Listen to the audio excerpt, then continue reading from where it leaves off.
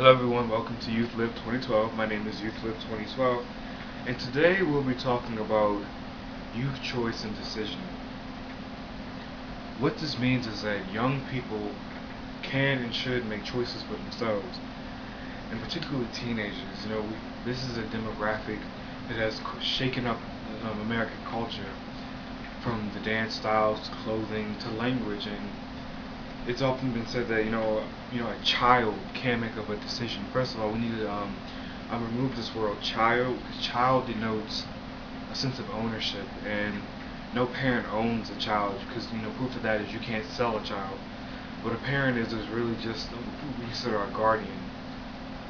And what you constantly see with youth rights and with the media dealing with teenagers is that there's this constant propaganda that young people don't make good decisions, and that therefore their decisions should be directed by an adult, which is completely untrue. It's completely untrue. Young people make amazing decisions every day, better than their parents at many times. And one of the things I want to talk about is, school. School is something that, connects every person in America. I mean, everyone has had some type of schooling, even from the rich, wealthy white child to the poor immigrant child. There's been some type of schooling or education. However, there's this fixation on education that is completely unhealthy for any society. My view, and the view of the National Youth Rights Association, is that school should be a choice for teenagers. It should absolutely be a choice. I mean, we need basic reading and writing skills, but when you look at how valuable, staying in school till you're 18 is, it's really not. You can do so much with your life without staying in school. And actually, if you're getting out of college, there it's 22. And you see people like, CEOs of companies, Anna Wintour, the chief and editor-in-chief of Vogue. And you see that as long as you have a desire and a goal, and you're passionate about what you do, you can be successful. And what education does for minors is it forces them into a school building.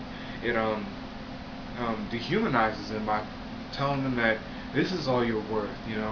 Forget about working and contributing to society and learning a trade and everything. This is all you're worth. We're just going to stick you in this building. You do these subjects, and if you don't do them right, you're a failure. If you don't do them right, then you're never going to amount to anything in life. But so many young people are proving, including myself, because I left high school early. I did not finish all 4 years. What they are proving is that we can do amazing things. We don't need 4 years of school. We don't need this, and a lot of times it's destructive to young people. They're in abusive homes. The schools are terrible.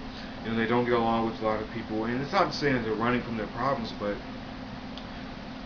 they're saying that we need to make our choices for ourselves, and only for ourselves.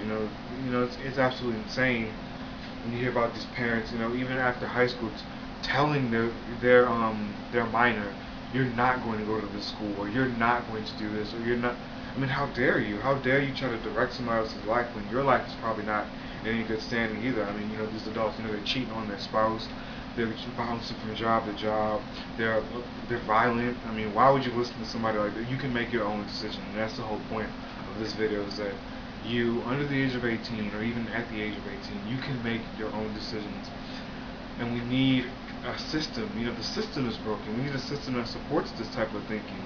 That, what, you're 16 years old, maybe you're not excelling in advanced AP calculus, blah, blah, blah. Maybe you're not excelling in these things, but you're still valuable. You can still do things with your life. It just might not be sitting in the classroom for 8 hours a day.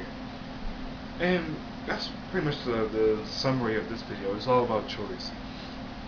And what I really want to emphasize is, you may not make the best choices. That's let's be honest. Young people might get, she might get pregnant, he might join the gang.